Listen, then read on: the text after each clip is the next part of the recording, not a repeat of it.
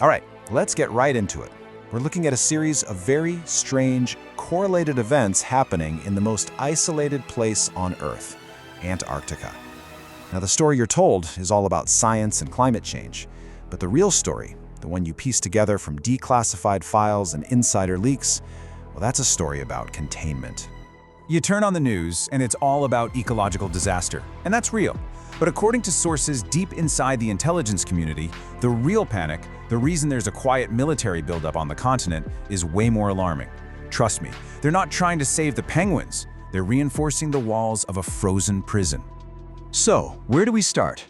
Let's begin with the surface anomaly, the thing that first tipped off analysts that something was seriously wrong. I'm talking about a sudden and frankly bizarre rush of high-level officials to the South Pole. And look, these weren't some publicized scientific field trips.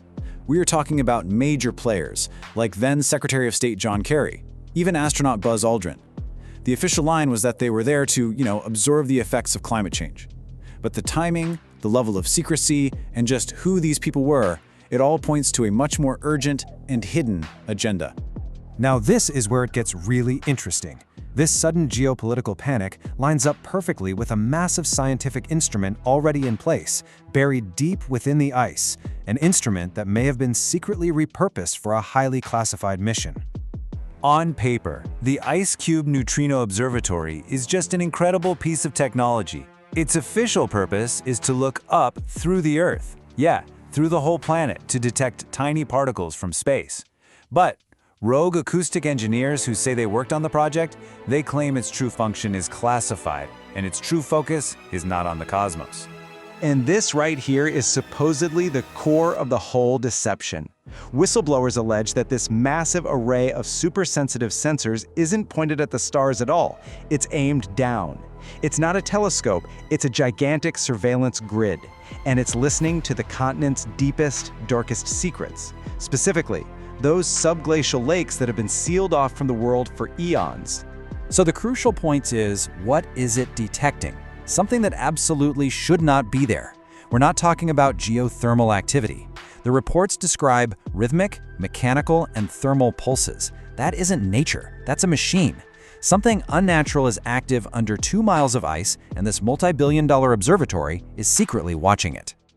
This brings us to the central question then. What exactly is IceCube monitoring? According to the leaks, it's not a geological feature. It's an ancient quarantine zone. I mean, just to grasp the scale here, you have to understand that the ice sheet is up to 3 miles thick.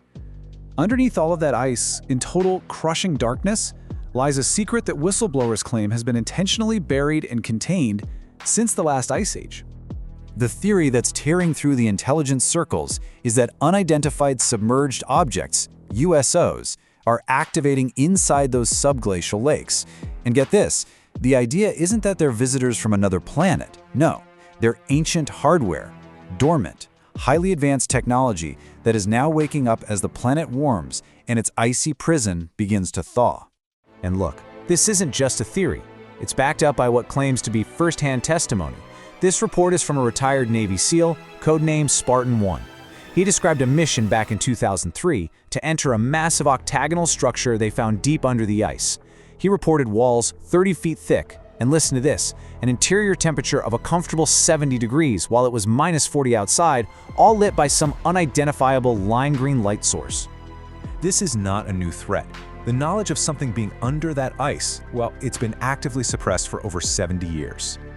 Let's go back to 1946, Operation High Jump.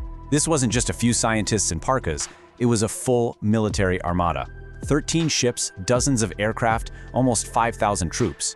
The official story was that it was a scientific mission, but it was scheduled for 4 months and was abruptly cut short after just 8 weeks. The reason? Reports suggest they ran into a hostile, technologically superior force. When Admiral Byrd returned, he allegedly briefed military command, and his warning was dire. He spoke of a new threat, with craft that could fly from pole to pole in an instant. That warning was immediately classified, and it established a policy that has lasted for decades: containment, denial, and silence. Which brings us to today. That policy of silence, it worked for decades because the primary containment protocol was stable, and that protocol was the ice itself. And now it's failing. This simple fact, the one you hear in every climate report, suddenly takes on a terrifying new meaning. The melting isn't just an ecological concern anymore. It is a security failure on a planetary scale. So in the context of this theory, every melting glacier, every giant ice shelf that calves off into the ocean, that's a catastrophic security breach. The quarantine is being compromised, not by an invading force, but by our own warming planet.